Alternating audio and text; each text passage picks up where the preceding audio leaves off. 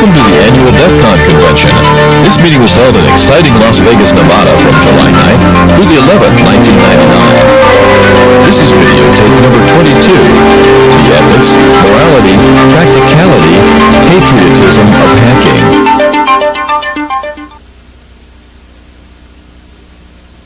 Phil. I'm one of the feds. I guess this is my third time up here. The reason they asked me to come and talk to you is for a couple reasons. One of the things I do professionally is try to protect the infrastructure, the IT and weapon systems for U.S. Army. I work for the Army Chief Information Officer, and my job is to do information assurance, policy, program, architecture, acquisition, and finally implementation to the program managers across the Army, wherever we may deploy or wherever we may have a presence to protect our systems. I started this business about 27 years ago, 30 years ago, where my greatest enemy in protecting my systems was the evil empire. Concerned about the Soviet Union, Warsaw Pact, those kind of folks who had a substantial capability to take our systems out or listen to them or exploit them. I'm a veteran of Vietnam, and I'm also a veteran of the Gulf War, and I am very aware of what can happen when people listen into your system. In Vietnam, we used to be very concerned about something called imitative communication deception. And if you haven't seen the history films, I suggest you take a look at them because it hasn't changed all that much. Whether you're getting into a system today and looking at data, or you're listening to a FM, AM radio channel, such as we had in Vietnam, listening in to where the next helicopter drop zone was going to be, or where the next landing zone was going to be, or next pickup, it was all information gleaned. What they used to do to us in Vietnam was capture or listen to our radios, unsecure radios I might add, listen to a 10-digit coordinate in which a helicopter would come in to pick up people or to drop people off. And the folks on the ground would radio back to the helicopter pilot or the team chief and say, hey man, land where I pop yellow smoke. Well, guess what they would do? They would hear that, and there'd be two areas on the ground with yellow smoke. And it was a 50-50 chance that the helicopter would land in the right place, and if he didn't land in the right place, he was received with direct or indirect fire. That is real cyber warfare starting back in the mid-60s. Those kind of lessons, I tell you, have not lost themselves in the business that I do today. I'm here today, if you read what's on the agenda, to talk about patriotism, morality, ethics of hacking, and so forth. But I must do a disclaimer right off the bat. The rest of my presentation and the speech I'm going to do today is my opinion. It is not the opinion of the U.S. government. It is not the opinion of the Secretary of the Army. It's certainly the opinion of the Army Chief Information Officer. It is strictly mine. I want to, first of all, thank the organizers of DefCon for inviting us out here. This is a great opportunity for us. We've interfaced with a whole lot of you all out here, picked up a great number of tips, and I think after yesterday's Meet the Fed panel, we are a little more sensitized to some of your concerns as well. I appreciate the opportunity to be here today, and I hope that I made the right decision by leaving my Kevlar at home. Actually, I was at DefCon last year, as I mentioned, and I was pointed out as a Fed in record time. Carl Lewis had nothing on me on this one. I guess I must have been either the cowboy boots or the Just for Men gel, so you can't tell. But I will tell you, I did get a haircut for you guys. You're welcome. So anyway, since I couldn't hide anymore, and I do appreciate and I understand the value of what this conference does and can do, and what you bring to the industry and community, and the impact you have on the government, I just simply said, okay, well, I'll be a speaker this year. Before they let me come up here, though, they warned me not to bore anyone to death, not to get on my military high horse, and at no time and under any circumstance was I to be allowed to make any reference to anti-online or a guy named JP. However, I think Peter Shipley and I could talk about some things after the conference as well on that. There are a few things I want to say today, and after that, I'll point out, if you haven't got your T-shirt yet, a lot of my co-workers are in the audience here. And I'm rather proud of the feds that came out to this conference because they're harder to spot than they were last year. There is certainly a multi-talented group of individuals gathered here today, a group that many profit-seeking computer security headhunters would give their firstborn to recruit, and I've talked to many of you. The best of the best and the elite, there's no question. Computer security companies have probably approached many of you, and I know that some of you are even now currently employed by some. The irony of that situation certainly hasn't missed any of us in the Department of Defense or the corporate world or the FBI or a number of other people who find it hard to accept that the very people who stir up the coals are the ones getting paid to put out the fires. Couldn't that be compared to hiring a thief to install a security system in your home? Would you appreciate his expertise when he comes back 3 weeks later and relieves you of that stereo system that you just procured? Hackers working for computer security companies? What a combination. You know, they say that a large percentage of criminals return to prison after being caught continue a crime using many of the new techniques they learned while they were in jail. These people that lived in the environment consisting of all the expertise in their career field. Criminals meet criminals. Wouldn't a hacker working in a computer security company be almost the same? When they're hired to work for these firms, isn't it like being a kid in a candy store? All the latest and greatest tools, technology that they've heard about but didn't have access to or maybe didn't have money to buy right there at the fingertips. Can all hackers honestly say that they wouldn't be the least bit tempted to do a little vulnerability testing on their own once they were on the inside? This was discussed yesterday during the Meet the Fed panel. Don't get me wrong, I'm not saying that everyone would do it, but I am saying that there's a certain percentage would consider it. And that is a big percentage that most employers don't want to risk. Many of you may say I'm stereotyping, and not everyone with a hacking background does illegal hacking. And that if they did, it doesn't mean that they would continue to do it once they were hired to work for the good guys. But smokers, dieters, addicts of all kinds will tell you that it is a lot harder to change a way of life than it is to give in to the habit one more time.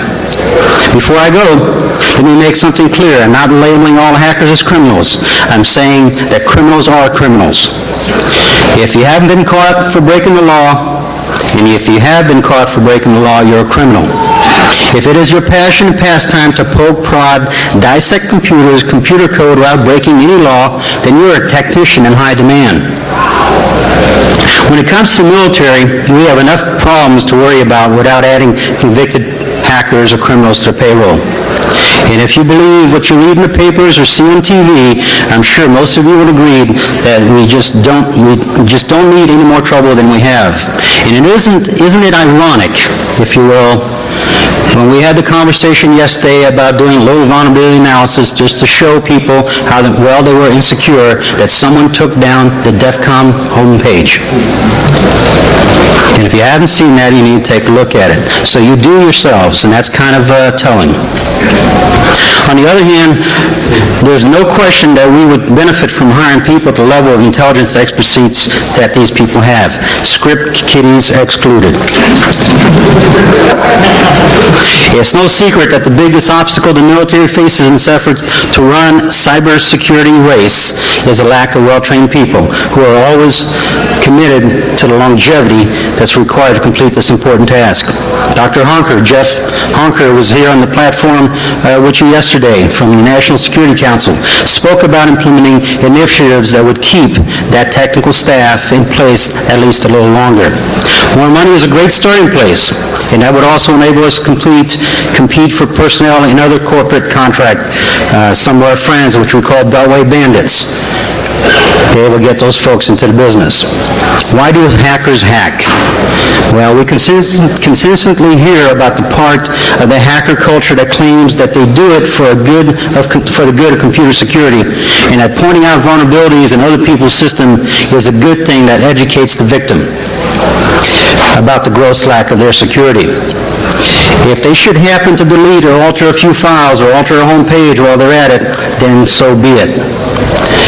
I may not lock my door every night before I go to bed, but that doesn't mean that you're invited to come in and help yourself with my belongings.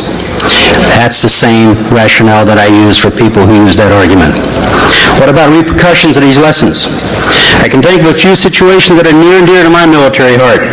What would happen if a hacker broke in through it and called it an education to make an educational point and point out vulnerabilities in the system that controlled the stocking and shipment of medical supplies to our troops abroad?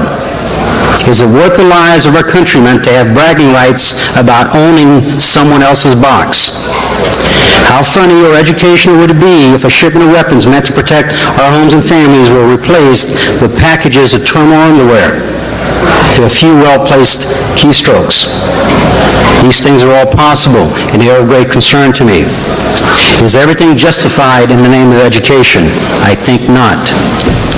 Then are those hackers who group themselves as hacktivists category. Hackers against child pornography, hackers against war, and so on. It is an honorable intent that they feel strongly about these issues, and a lot of people share those concerns with them. Hackers want their voices to be heard, that's clear, but it is illegal to penetrate it's illegal to penetrate, and is that the best way to speak out? Have hackers stopped to think how much good is being done by their actions? Listen to what I'm thinking. How many children have been saved from the sick cruelties of child pornography by defacing a homepage? How many soldiers have been kept off the front lines by taking down U.S. Army homepage? They also make the assumption that large numbers of people see these altered pages, but a message put up at 3 a.m. and taken down at 6 a.m. probably isn't going to be seen by influential political audiences, and they presume that it probably won't be seen by a lot of other people either. True, many sites archive these pages, which give them a lot more exposure. But if exposure to the evils of child pornography is the goal, then why not put up your own websites dedicated to saying child pornography is bad, instead of risking legal actions by tampering with someone else's? I'm certainly no expert, but I'm probably guess that writing a letter to a congressman or a senator or other local officials might get the ball rolling a little faster than a web page full of misspelled curse words. I can't help but think of how much work could be accomplished in the fight that could be won if hackers would mobilize their efforts in certain other directions. If they put up as much organized effort in riding a bike to work or not littering on the highways or carpooling, conserving energy or recycling as they do in illegal penetrating of other people's systems, we would certainly have a better planet to live on. If they put their considerable computer expertise to work in training, research, development facilities, we might even have shopping malls on the ocean floor, or could be talking about putting condos on Mars. Right or wrong, it hasn't changed much since the beginning of time. And I wonder if hackers have stopped to consider the people who are being affected directly or indirectly by their evil deeds. You think about the system administrator who will spend for days repairing the damage that was done, or a small business owner who may have to close down because he can't afford to restore the data that was destroyed. Take the Citibank incident, for example. Even though most of the money was recovered, a fairly large chunk was not. Why, or who do you think paid for that loss? Do you think Citibank just chalked it up to the old well factor? Or do you think that the taxpayers, consumers, including the culprits, paid? As the saying goes, no good deed goes unpunished. What you do takes talent, patience, perseverance, determination, and a low-end computer with anything but a AOL account. What you do gets attention in the media, the military, your peers, and even the FBI on some occasions. What you do gives jobs to system administrators, network administrators, virus detection companies, software engineers, teachers, students, and lawyers. And all this is remarkable.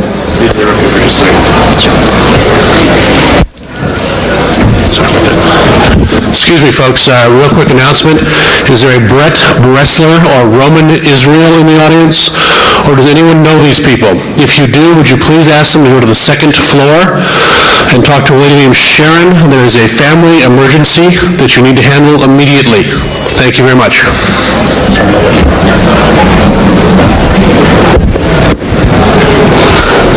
As I mentioned, all this is very, very remarkable. If it wasn't remarkable, many of the feds wouldn't be here today to hear what you have to say and hear what you have to discuss and share with us. However, a famous patriarch of the dark side once said, "Luke, I am your father." but he also lit up the night sky with his burning carcass.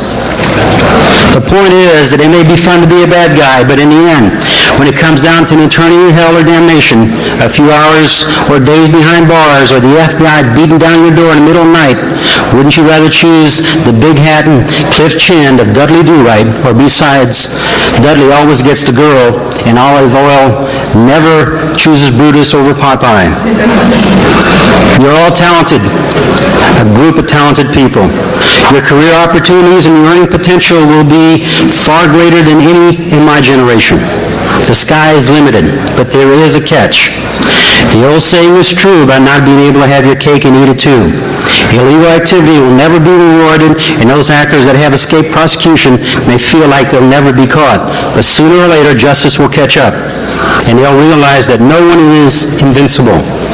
As for those hackers who feel productivity and legal ways to use their talent, if you do it right, you have absolutely no boundaries. You can go anywhere you want.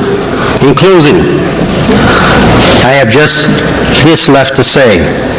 We, the G-Men of the Department of Defense, in order to form a more secure network, establish firewalls, ensure domestic connectivity, provide for system administrators, promote the changing of passwords, and patch every exploitable hole known to man before teams split out, global hell, or the elves take them apart. Do hereby request, in the immortal words of Rodney King, why can't we just get along? Thank you very much.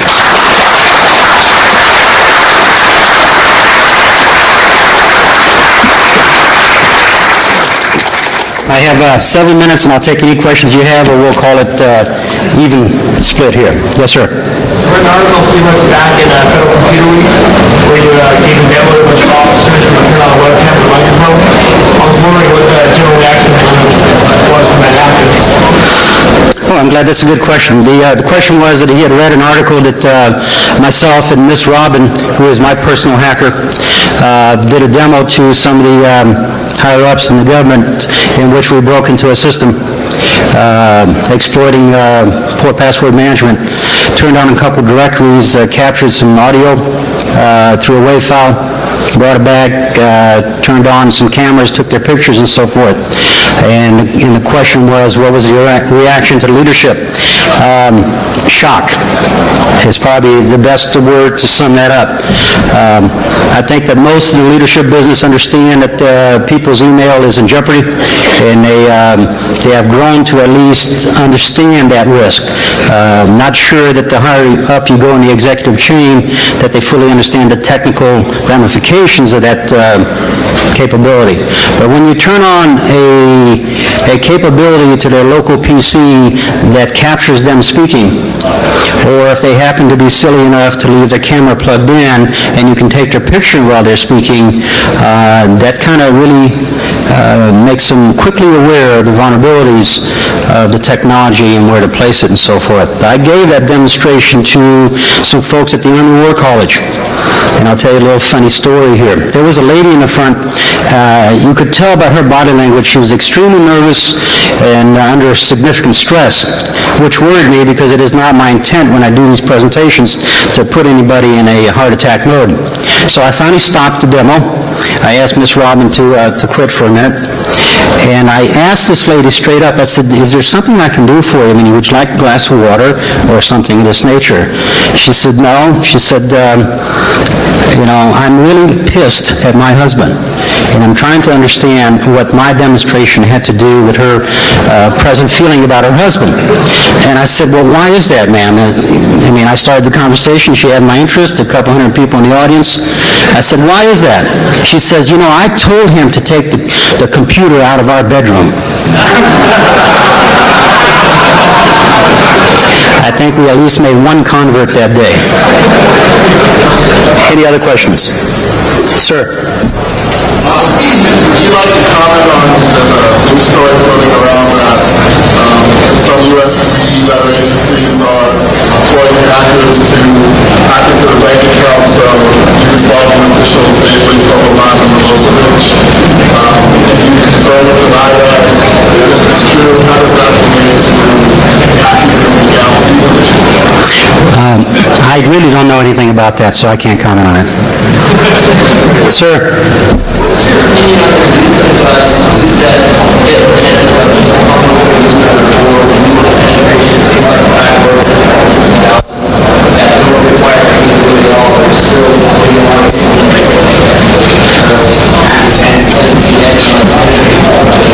One of the problems with having served 24 years in active duty is my hearing has gone somewhat.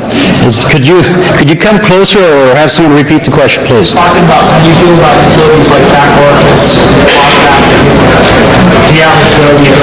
Okay, a fan I am not, obviously. Although I am willing to trade the Colt. I have a very nice Army Information Assurance Cup, and I'll trade him for a CD and a T-shirt.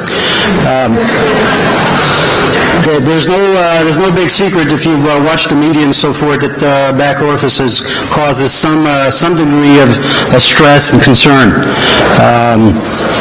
Of course, you can continue to do those kind of things. That's your first right amendment. Again, I mentioned yesterday that case law is a bad thing to be the first one in. Don't be surprised if someday, people are held accountable for these kind of applications and the damage they caused. And that's about all I'll say at this point. Sir? Would it be fair to say that hackers run the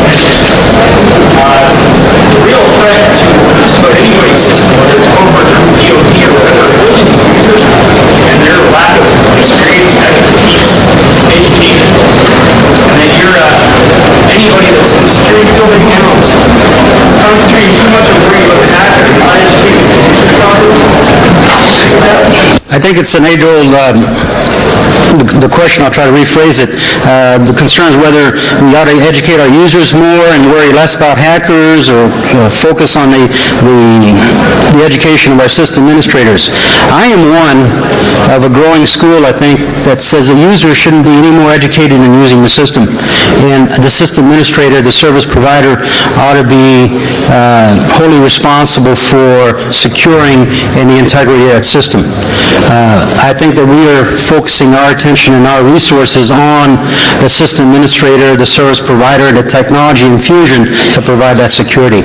The user should have password or access control mechanism, whether it be biographic or biometrics or this kind of thing, but I don't think educating the user on system access is the solution. There is some work to be done there, but I tend to shift that burden to the service provider. Sir? Let's go back to the that's probably the most important question of the day. And you blew it off. Basically, the whole effort of the government supposedly hacking into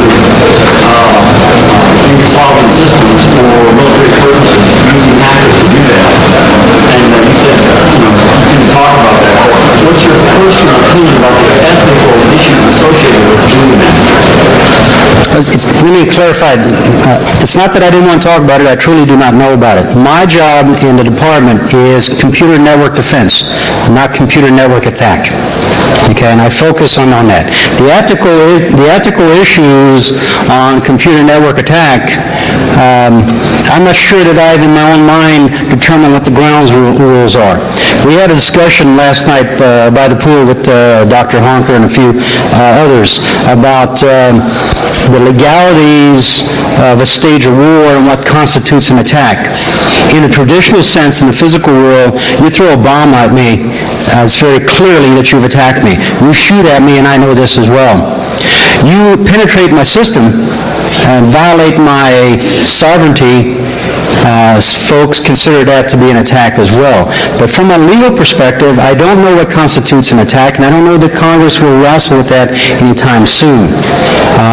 Should we not counterattack in the same manner that we are attacked? Those are decisions that have to be made by people way above my food chain. And again, I'm not answering your question, but I simply don't have an answer for you. Is the next speaker here? Because I don't want to get into your time. Your question, sir. Yeah, you just mentioned that you feel that you should counterattack if you've been attacked. Do you feel that the government has been attacked by the Yugoslav government, the Congress speaking? know that either. Okay, I have run out of my time. I appreciate, again, the invite here. I appreciate your attention, and have a great rest of the conference. Thank you very much.